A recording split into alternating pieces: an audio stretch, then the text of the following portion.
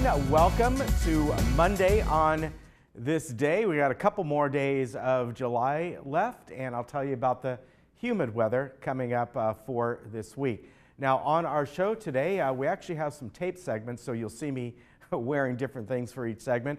A lot of folks wanted to pre-tape their stuff, so we got from Third Mutual, Roy Burninghouse, and he's going to give us an update on Third. Also, Tim Moy stopped by and was with Lisa and did their security update, and particularly there's some photos to be shown about illegal parking and some of the problems with the contractors not parking in the right spot. So take a look at that, really interesting. We're going to bring you a segment from Breastlink as well, and if we got time, another segment we'll throw in as well. Now, there is no meetings to speak of today, so we can go right to the weather. And really, all this week is what we saw this weekend. You've probably noticed the humidity going up. That monsoonal moisture that is coming off the southwest is bringing some thunderstorms to the area. There's one down, I know, in Temecula yesterday. We were out seeing my in-laws, and we weren't near that, but we could see the clouds off into the background. So that's going to be the case. So going forward, we're going to hover right around the upper 80s to maybe hitting 90 degrees by Friday. And yep, warm, humid, scattered clouds. That's really what it is. If you are watching us in the morning here on Monday, I think I looked very quickly and it was like 90% humidity. So for this area, very high humidity going on, and it will continue. That's what this week is going to bring. Up in the mountains, by the way, they're looking at about 30% chance of thunderstorms. They got some yesterday in Big Bear, the Big Bear, Arrowhead area, and that'll be 30% today and tomorrow, kind of go down to about 20% the rest of the week. So if you're headed up to the mountains, please keep that in mind, high deserts as well. Let's take a look around Orange County, speaking of the mountains areas, and you can see Arrowhead 82 today, again, very humid up there. Palm Springs 109, even humid out there as well.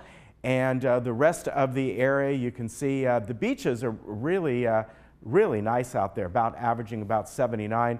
Rest of Orange County, upper 80s to low 90s. San Diego, the same thing.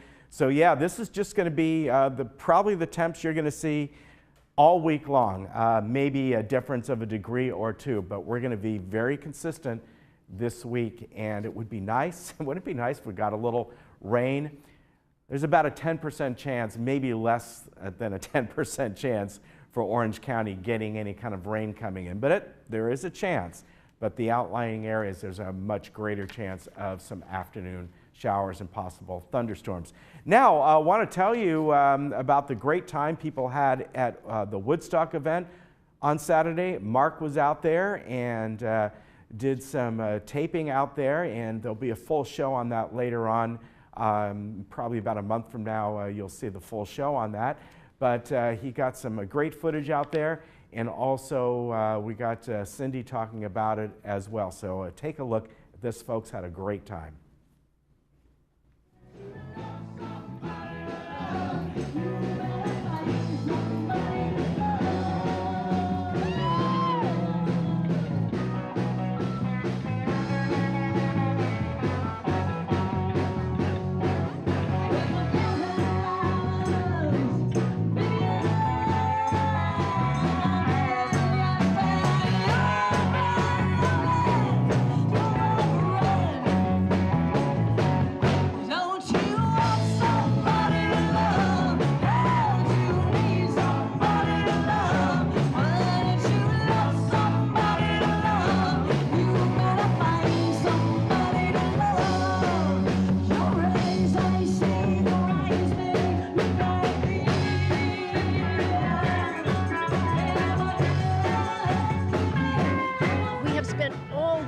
At the Woodstock event, taping everything for you, the fun, the festivities, the parties, the music, the dancing, everybody getting together and socializing, and we've got a lot of interviews and a lot of fun to show you on our Discovering Laguna Woods Village show on Wednesday mornings on Village Television at 9:30. We're going to be showing this all to you on our September show.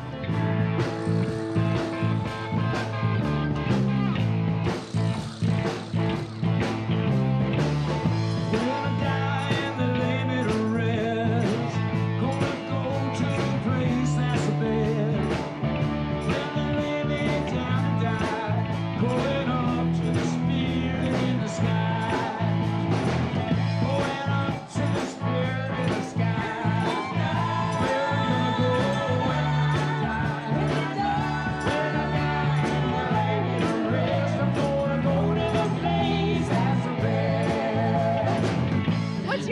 recollection of Woodstock way back then? What did it mean to you? Oh, well, yeah, I was only like, I was 17. I was on the East Coast with my relatives, and I didn't even know it was happening up there. Yeah. So when I got back to California, that's when I started seeing all the ripple effect, because I didn't know anything about Woodstock. Is that right? Yeah, but it was all the ripple effect, and then all the bands started coming out. Because for some of them, it was really their debut, like Sha Na Na, and a lot of the bands hadn't played, and so they became famous actually from Woodstock. That's amazing. So, It really is. so the ripple effect was I knew about it, I learned about it, but that summer wasn't even on my radar. Yeah, it wasn't just the music, it was the content of the music, too. They had a lot to say. Yeah. And that's what changed things. Music can change and all the photography and the hippies and the mud and everything. So at 17, it made a big impression, but it was after the fact. And I lamented the fact I didn't get up there to do it. I was like in South Carolina or someplace. So. Yeah, but it affected everybody. It does.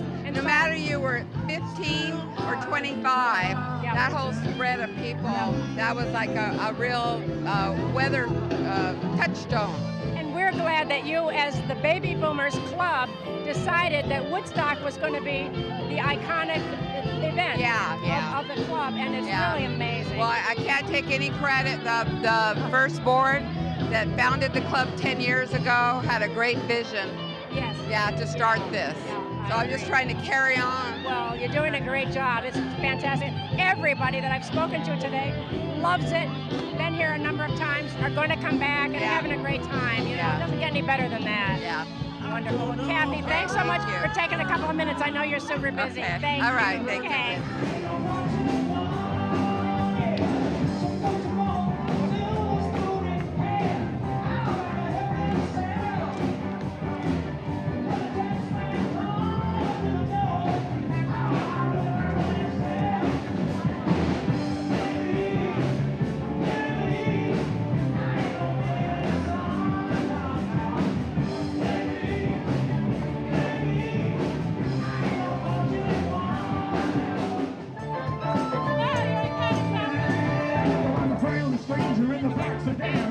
Inside my car.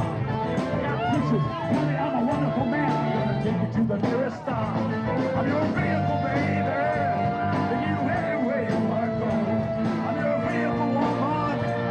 And now I'm sure you know that I love you, hate you, want to got to have your child. Great God in heaven, you know I love you.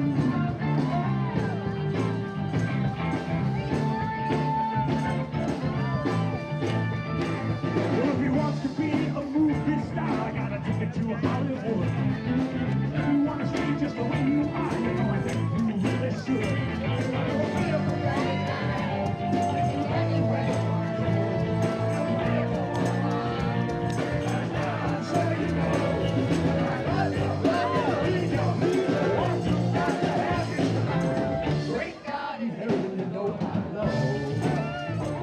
So stay tuned, and we hope to see you then.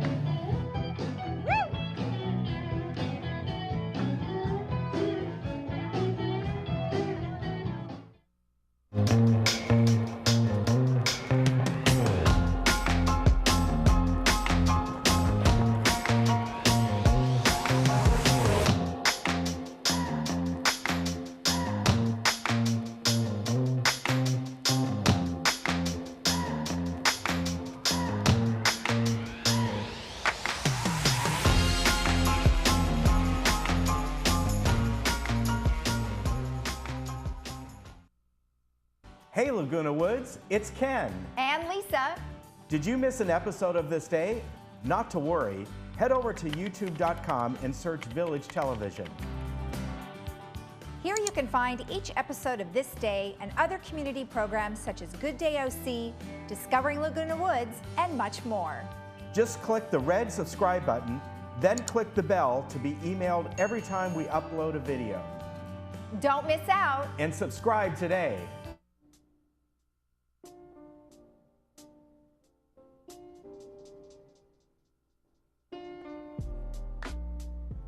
And with me this morning is Roy Burninghouse. He's, of course, a third board member. Good to see you, sir. Good to see you, Ken, once again. Yes, happy Monday to you.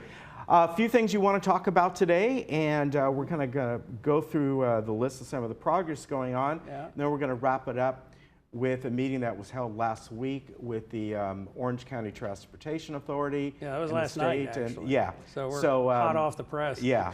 So let's go through the projects first. Okay. All right.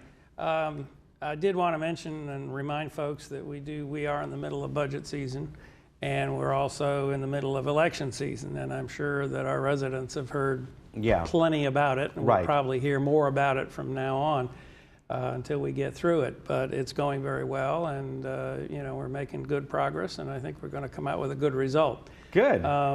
I did want to talk about a couple of pilot projects this morning that folks may not know about.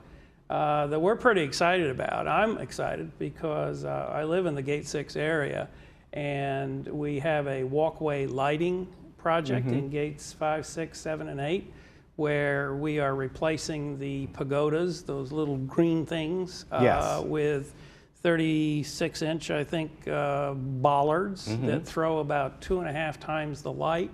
Yeah, that's nice. So, and if residents want to view what they look like, come on down to cul-de-sac 212 at night, which is the first cul-de-sac on the right when you come through Gate 6, and you can see these. And we're gonna, we've got 500 on order to finish out the rest of these areas, but it makes a huge difference. And the second stage of the project, as we get money appropriated, will be to fill in the dark spots, because we still have areas where we don't have enough of these. Yeah. And so that may mean that you have to retrench and run your cord, or it may mean just connecting, dig a hole and connect with the existing line. So we're looking forward, but that'll be the second stage of that project. All right, but that's an important one for sure. Yeah, and well, it makes it's not just an aesthetic thing; it's a safety issue.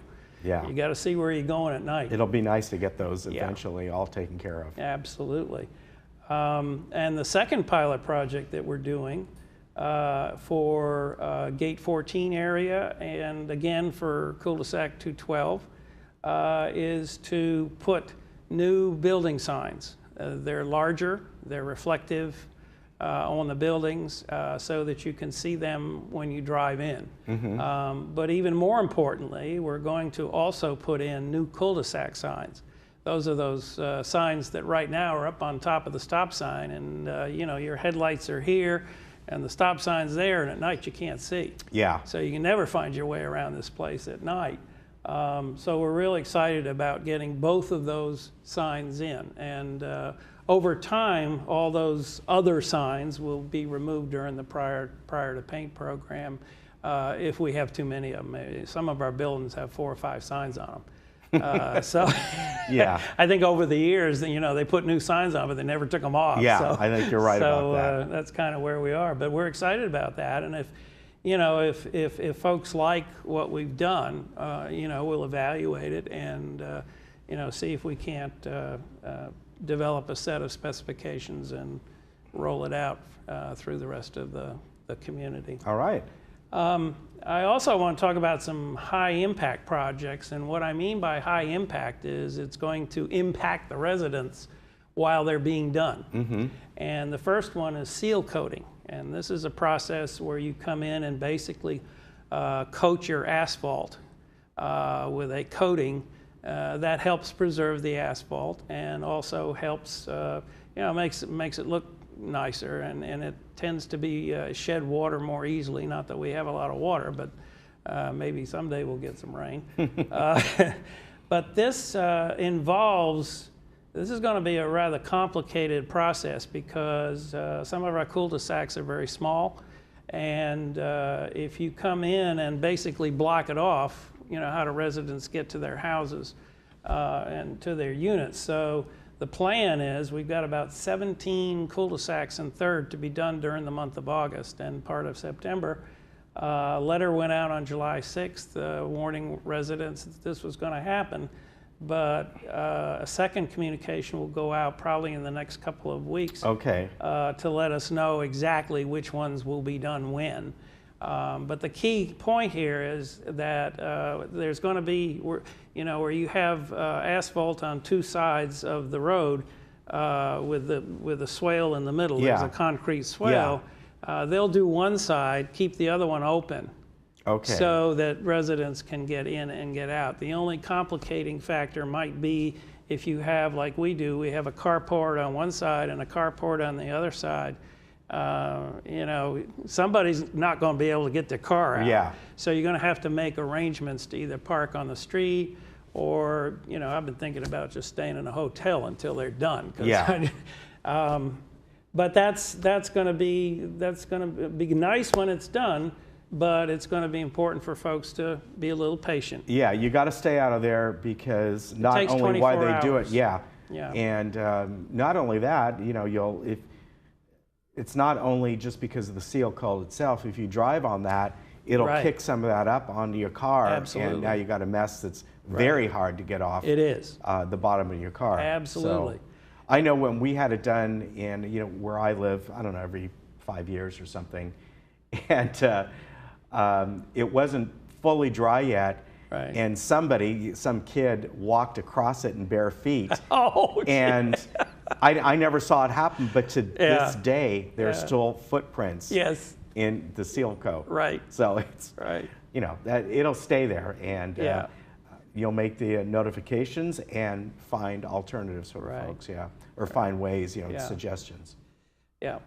So we'll work through that, but end result will be good. Yeah. The second high impact project, we're going to do some brush clearing along Ridge Route, all the way from Carlotta all the way down to the dog park. Yeah. And this is along the wall that we own, and we're going to clear the brush on both sides of the wall. And we're also going to remove dead trees, and we're going to raise the tree canopy up Yeah. to about 10 feet so that this now becomes a much more visible area. And we're doing that for safety and security reasons. Yeah. And when we get through clearing the brush, we're going to put shepherd's crooks on top of the wall to raise it to a 7-foot level. Because we have had problems with homeless folks, coming over the wall. Yeah. Because right now it's only 32 inches Yeah, high. that's true in certain areas. And even somebody like me who's 74 years old can jump over that Yeah, wall if yeah. I want to.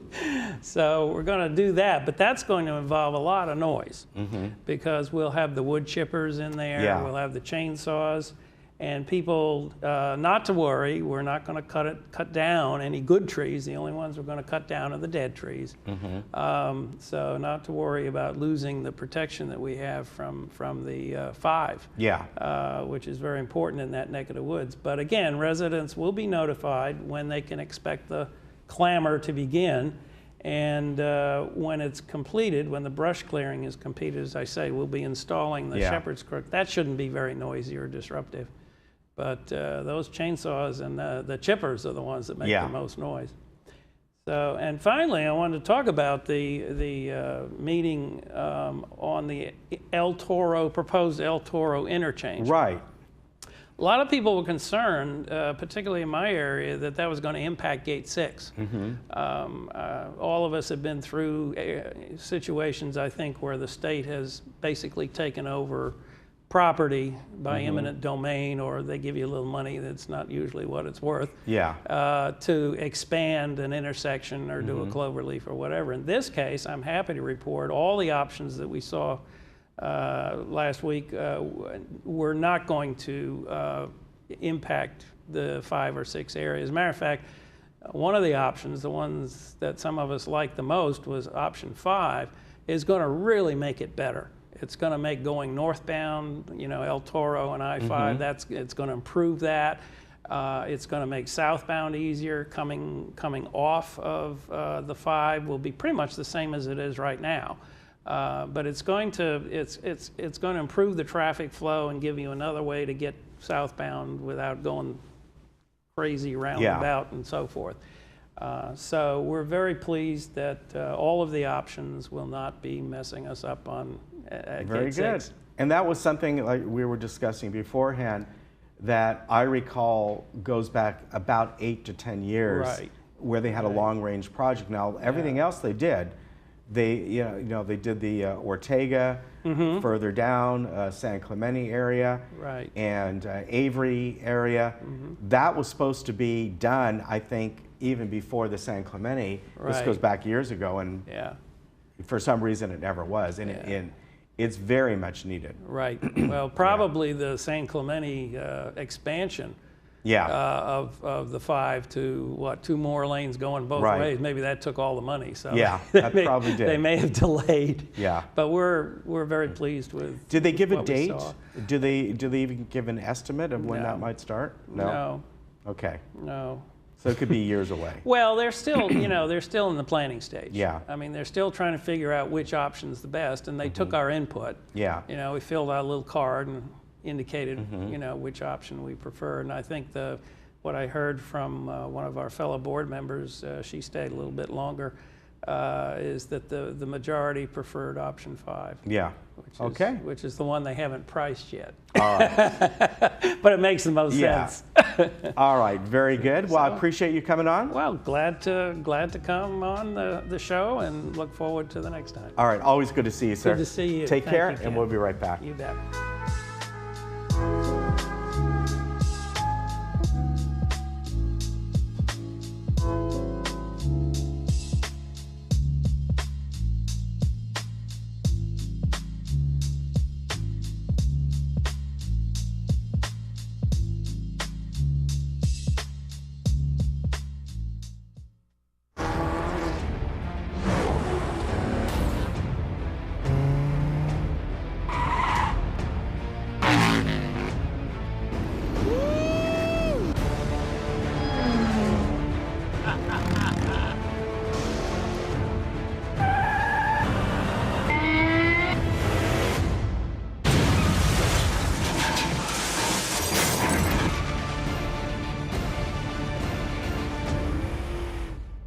I'm coming for you, Cancer. With California Protons, I now have the technology and expertise to fight with unmatched precision. I'll zero in and wear you down with radiation, millimeter by millimeter. You won't weaken me. I'll spare my tissues and protect myself against future threats. Cancer, you're history. I'm looking to the future.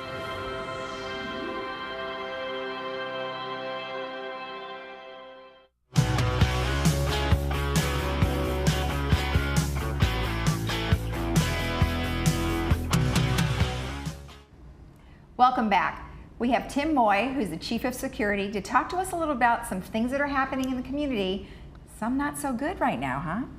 Well, I mean, think not bad, yeah, but, you know. there's always something going on here in this community. You Yeah. know, it's 12,000 manners over, Right. what, 18,000 residents. It's a small little city. Right. So, security is always going to be active. And right now, with the increased traffic, people coming in, more visitors, we need to promote safety on the roadways. Exactly. So, I mean, good, bad thing. Good that we have you guys here to tell us some good security things. Right. And safety tips. Absolutely. So Okay. it's important for us to, maintain safety on the roadways. Right, And right. it's such a unique community. It's not just the vehicles and the bicyclists, but it's the golf carts. We've got a lot of pedestrians out there. And so with that, we have to get out and enforce the rules. We do Right. have traffic accidents in this community. Right. And so when we start to see a spike in accidents, we know that we need to promote a little bit more high visibility patrol, work certain areas, certain types of intersections.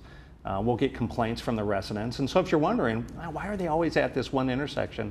It's usually because residents are complaining that others are driving too fast, they're blowing through stop signs. Right. So we will spend some time in those areas, not always to write citations, but just to be visible to let residents know, hey, slow it down. Well, it looks like we're watching some video right now about some of the violations that are going on. So you clearly just mentioned that there's certain intersections that people are having trouble. So tell us a Correct. little about what's going on. Right, and just looking at this one, I didn't quite see it, but You see the officer there in plain view watching an intersection, and that driver, if he or she was paying attention, they'd be able to see the officer right there, and they just rolled right through.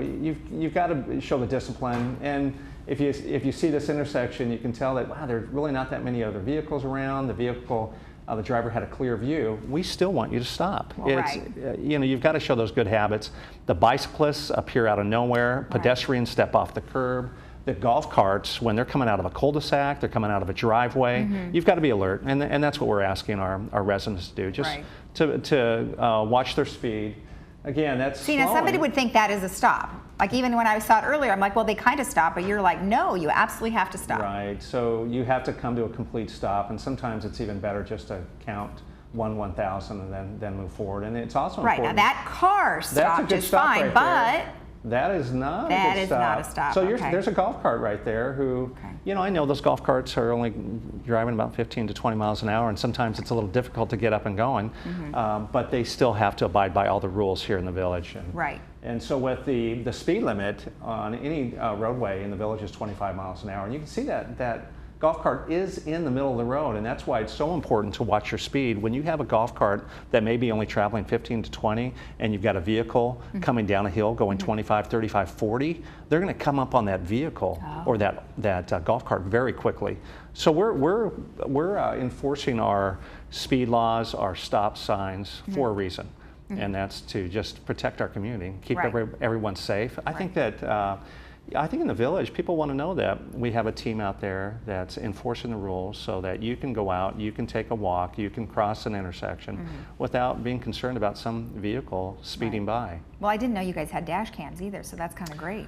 We do. Now that's for our traffic specialists, and they also have radar.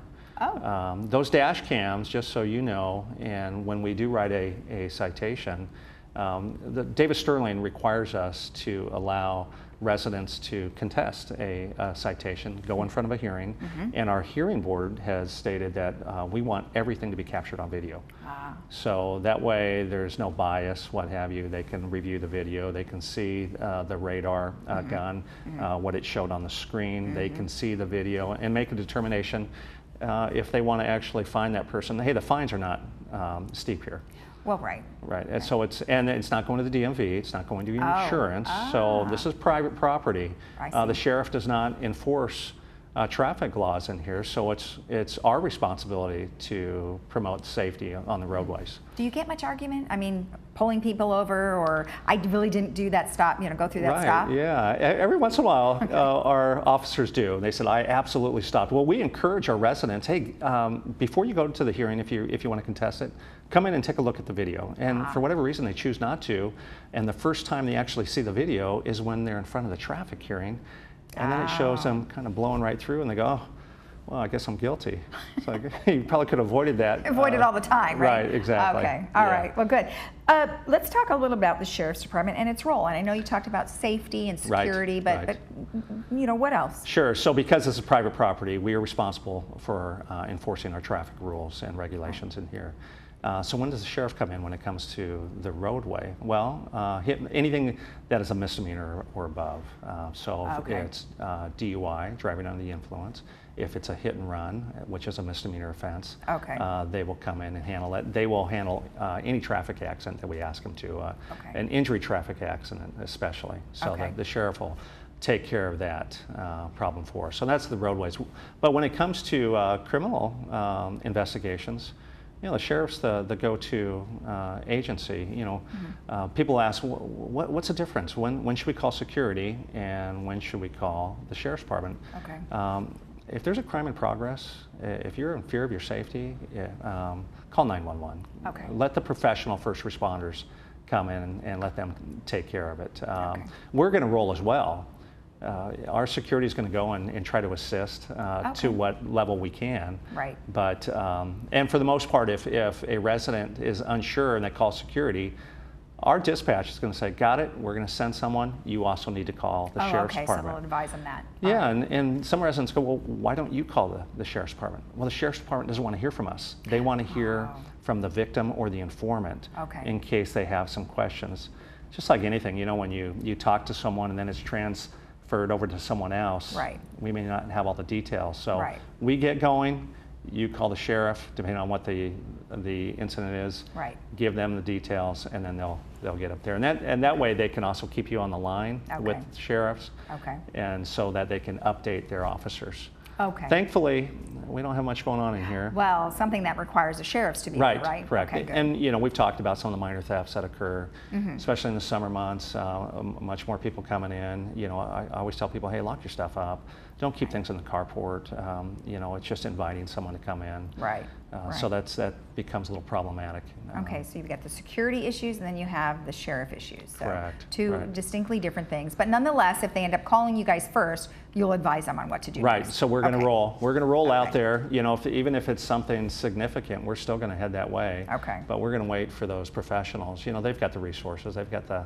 They're equipped with things that we don't have. They've got the firearms, but they also have access to a lot of personnel if they need to bring in a helicopter overhead, if someone's Right. missing, whatever it might be, they're going to be the team that we want.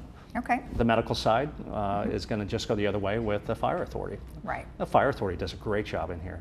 The station nearby is called Station 22. Mm-hmm. The fire personnel, they know this place inside and out. So, which is nice. They get here quickly. They have the maps. They know it well. They know Right. our community. Right. So they do a great job for us. Right. Very pleased with Orange County Fire Well, Authority. you guys all work really well together. We for do, sure. we do. We believe it's a team. There's always areas for improvement, and we continue to try to identify those things. But Okay. I think things are running pretty smooth for us. Absolutely, absolutely. And you guys do a great job. I mean, obviously, you come on here as often as you can to give us updates, and I think Sure. that really helps, especially when we showed the video. Right. Because I don't live here, but I didn't know that you actually have the dash cam, so that's good for people to know. Right.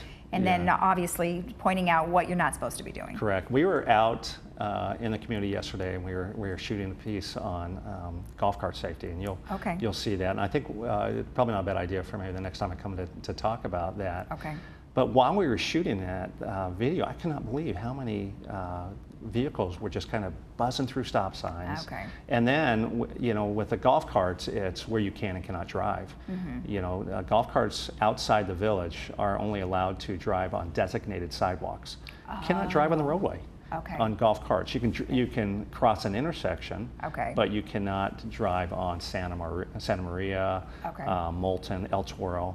And I think we all have stories of when you're driving down the road in a 40 and they're in the number 2 or 3 lane is a golf cart yeah. going 15 to 20 miles an hour. Okay. That's a safety issue. So we're going to do our best to get that Okay. information out to our community as well. So even when you are in a golf cart, though, and you are in the community, you should be kind of over to the right, You should be. Okay. That's just, I think, being trying to get along with the others on the Right. road. Right. Usually those vehicles. If you've got a golf, now there's such a thing called a golf car as well. So we right. have golf carts and golf cars. If you are able to drive 25 miles an hour, you can take up the lane, but let's try to be good neighbors and let those other vehicles pass by if you're driving Right. maybe 15 to 20 miles an hour. Okay. Yeah. All right. Perfect. A couple of other issues that are going on is contractors parking in places Oy. they're not supposed to be parking, Right, right? I know we right. talked about this before. Right, this continues to come up, and Okay. we get quite a few residents and contractors who come in and complain, say, hey, I didn't even know about this, and why are you just now enforcing this? And it's due to the fact that our residents are complaining, and I know that maybe not the individual who was cited, they tend to tell us, hey, you know what, I don't even know about this rule. Where did it come from? Well, it's been in our rules and regs, our vehicle rules for much longer than I've been here. Right. But we also try to get the information out there through the breeze, through email notifications.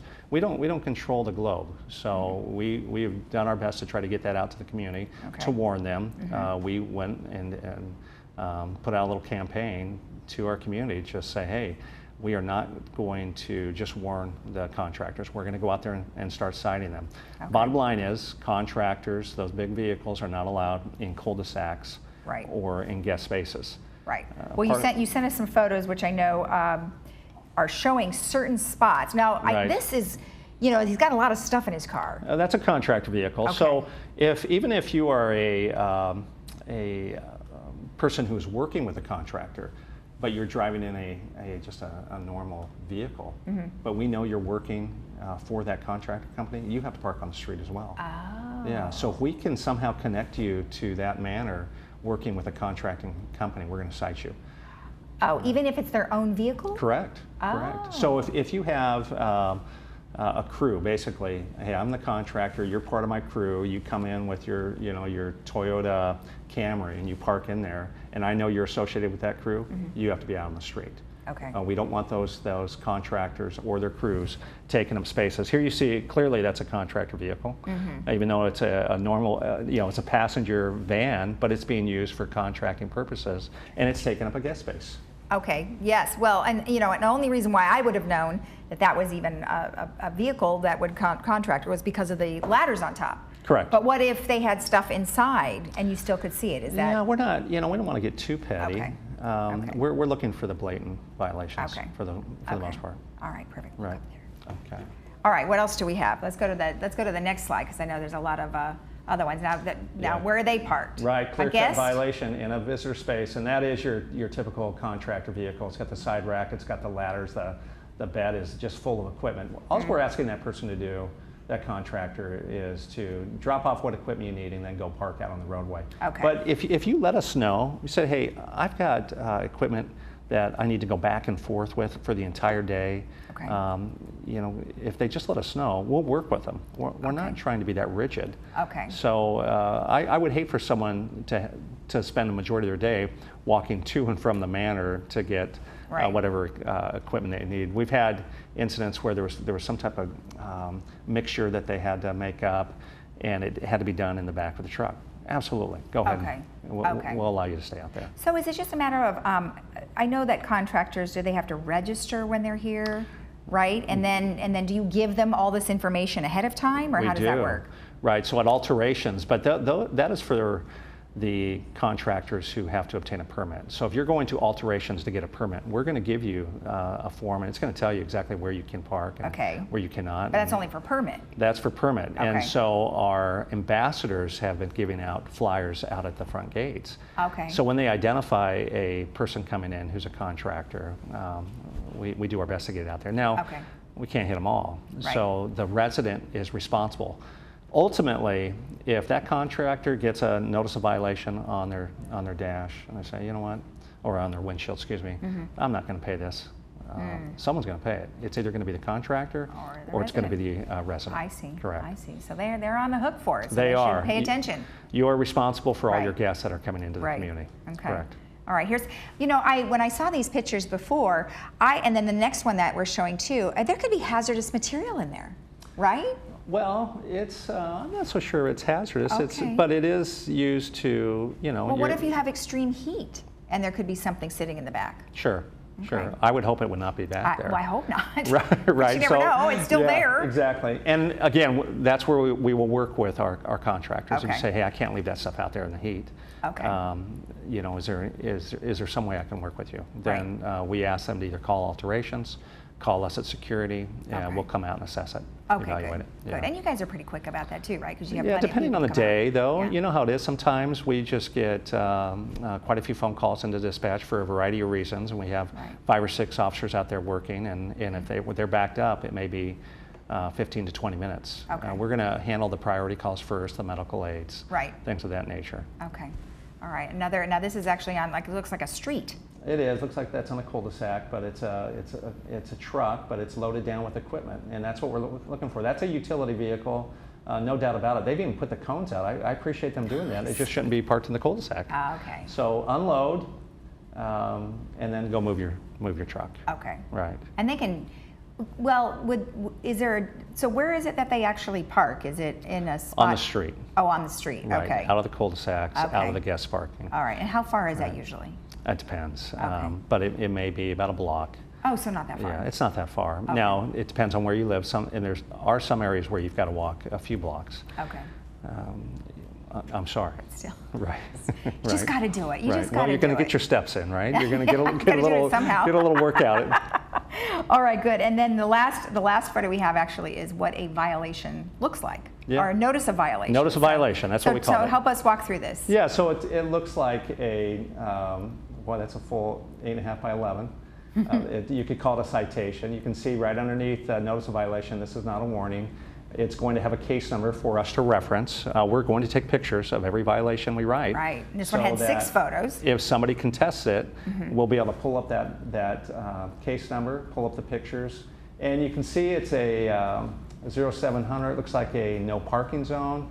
The notes are unassigned parking. It shows what building, describes a vehicle, and then it states in the narrative contractor vehicle parked in block 201. So whoever is writing that will have They will write various down some notes. descriptions. Right, Okay. correct. I see. And that's a $25 fine.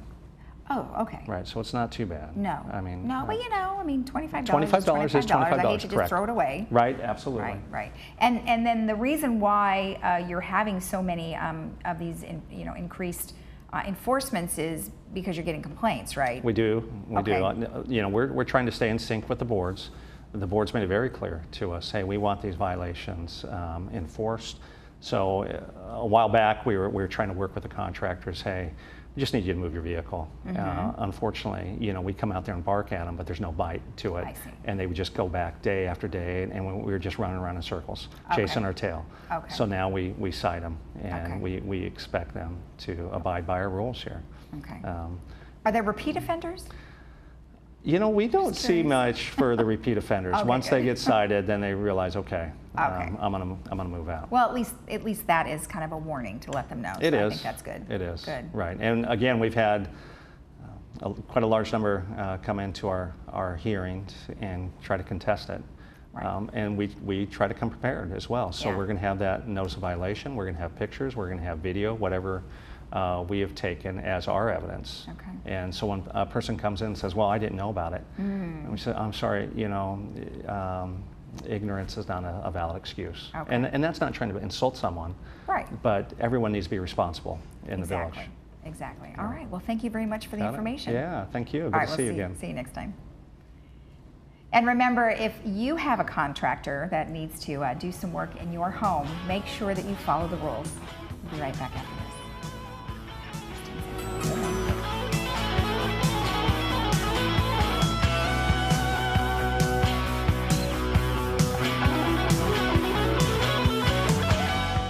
Along this journey, there are stories of hope and victory with BreastLink.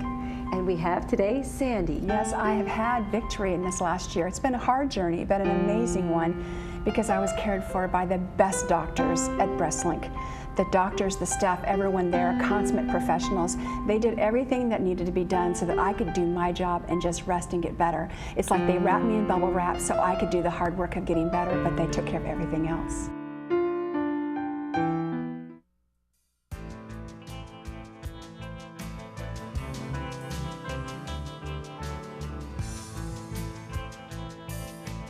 Hi, welcome back.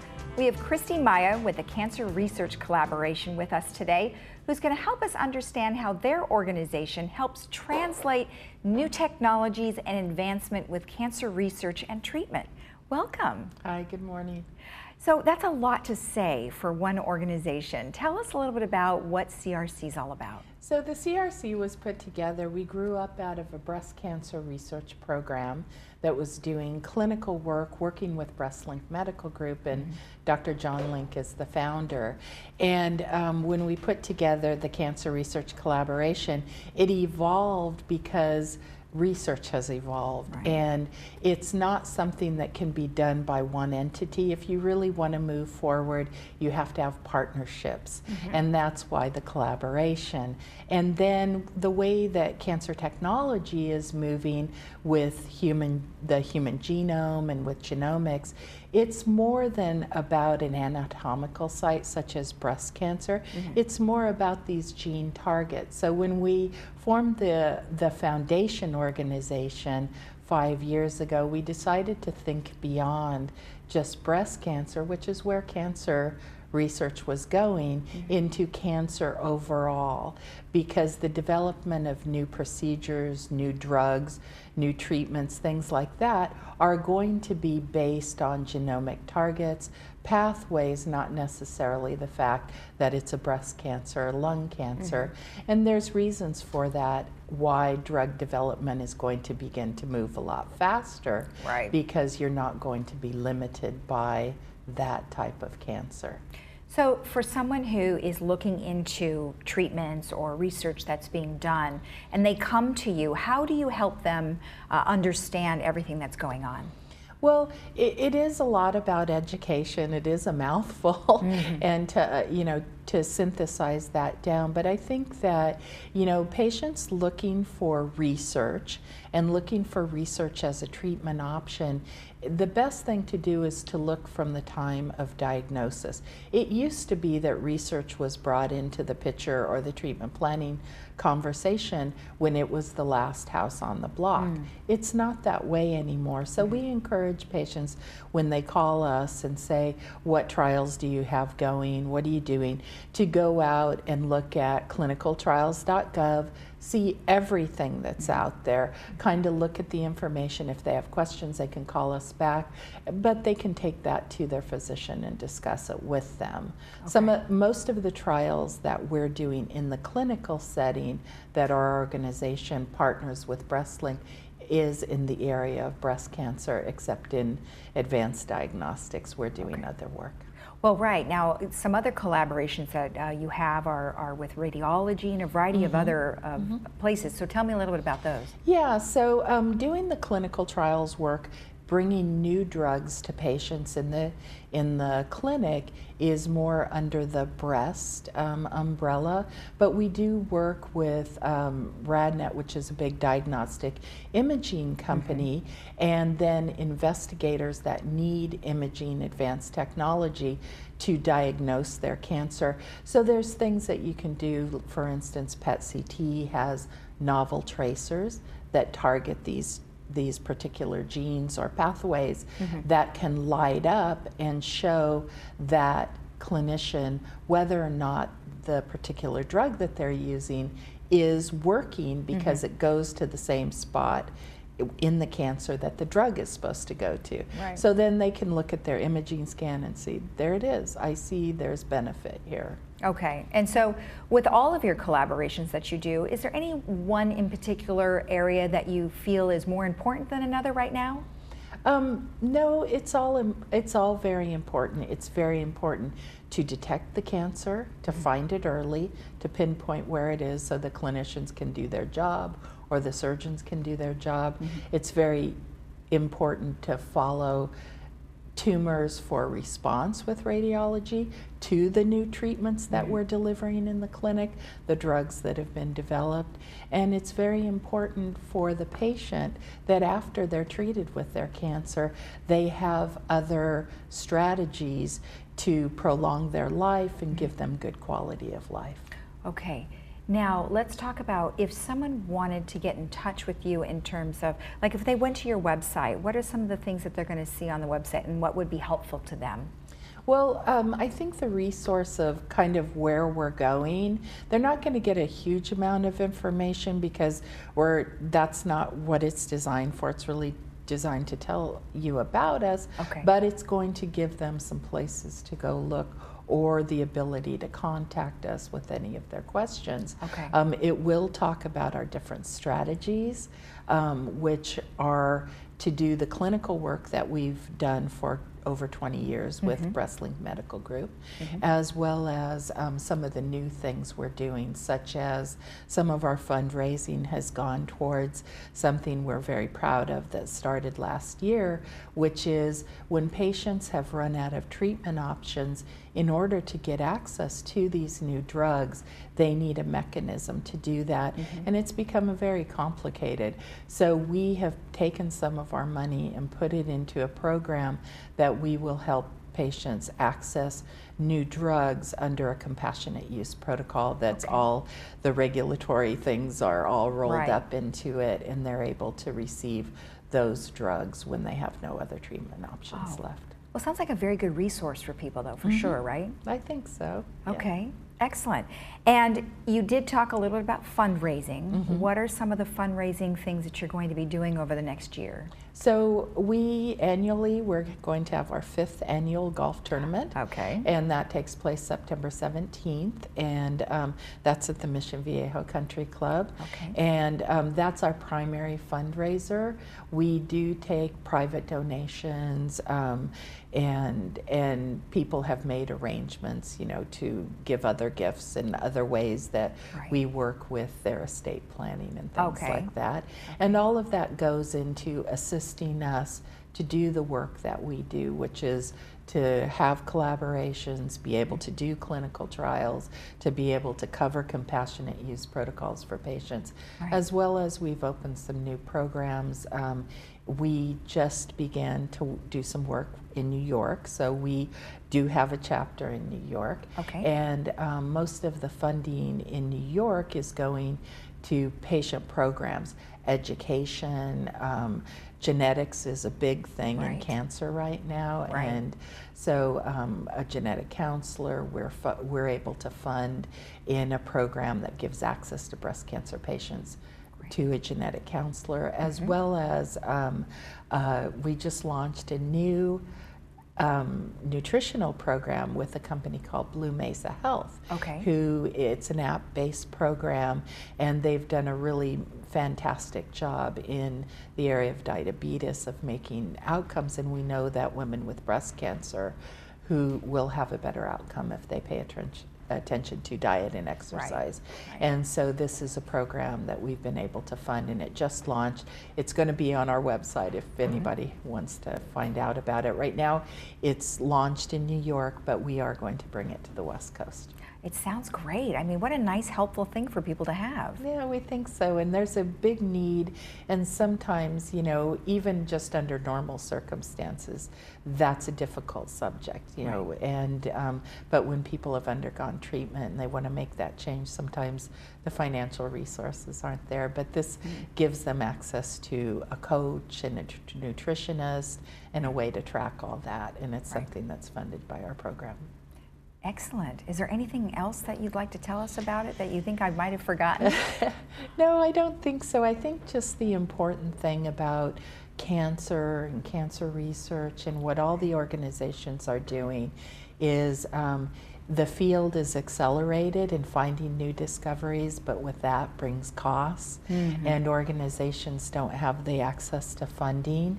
And if we're going to keep, the way we're going to make advances is by working together. And we need to continue to be able to do that work, to reach out to academic partners, to private partners, to not be owned by one single thing, but to be able to focus. And that's my board makes sure that our focus is to do what's best for the patient that's going to be on the other end of the research that we do, and not to do it for a single organization. Right. Well, thank you very much for the information. I appreciate it. Oh, thank you for having me this morning. And if you have any additional questions regarding cancer research collaboration, you can always go to their website. We'll be right back after this.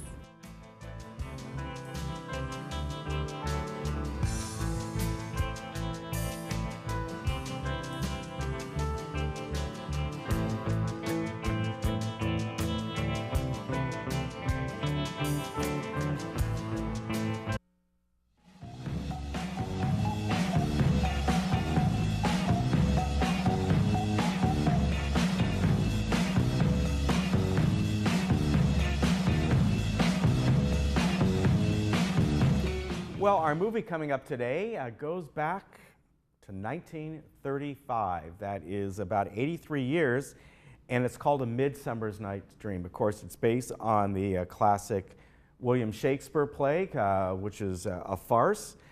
This one stars, believe it or not, all the way back then, James Cagney and Dick Powell, among Olivia de Havilland is in this, among many actors, many great actors of that time. Of course, it's in black and white. It's actually a fairly long movie. It's over 2 hours. In fact, it's 133 minutes in total. So tune that in today at 2 o'clock and at 6 o'clock. Now, our movie coming up for Friday is called Chappaquiddick, and of course it's based on the infamous crash that happened with Ted Kennedy way back, I forget when this was, back in the 1970s, I believe. Of course, Mary Jo Kapukny was killed in that. The car overturned, went into the water, she drowned, and this really deals with the spin control of how they handled all that within the Kennedy family. So this is a brand new movie. It came out in April, and we're bringing that to you on Friday. So that will be at 2 o'clock and 7 o'clock on Friday. So a lot of good movies we're bringing you this month. We got one of them, if you're a Marvel fan, at the end of August, we're bringing you Avengers Infinity War.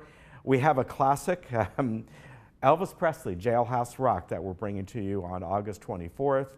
And a lot of good movies. Sherlock Gnomes, which was actually a pretty darn good movie, animated movie about, you know, the little gnomes, garden gnomes you have. This is the second one, or maybe even the third one that they did on that. Then a remake at the end there, you can see August 31st, of Overboard, and that's a remake of that movie. And here it's pretty darn good. If you remember the first one, I think with Goldie Hawn, and this one came out just about 2 months ago. So a lot of good movies coming your way. Let's get to the weather, and the weather is, well, this entire week we're looking about the same thing, maybe a couple degrees difference here and there. But as you saw over the weekend, that humidity level has gone up. So therefore, we have some scattered clouds in the area still. Warm temperatures above normal by probably about 5, 6, 7 degrees. Upper 80s to maybe hitting 90 degrees this week. But all the way through, do expect that humidity and warm temperatures. And I doubt we'll get any kind of rain here. But in the mountains and deserts, they got some over the weekend. Looks like they'll get some thunderstorms as well. In fact, 30% chance of thunderstorms today up in the Big Bear, Arrowhead area, and as well as tomorrow, and then it goes down to about 20% the rest of the week. Here are your temperatures. Those are going to be pretty much the same the entire week, not much different. So wouldn't it be nice if we did get a little rain here? That would be fantastic, but I really doubt that. Although it's not unusual as we get into August for us to have a day or two of those afternoon showers. It does happen, so that would be great. All right, we will see you tomorrow. Have Harvard Eye on. We also have escrow options, and also we have Crystal Cove, a segment that Lisa did, and the El Toro Water District that I went on a tour of their demonstration garden. See you tomorrow. Take care.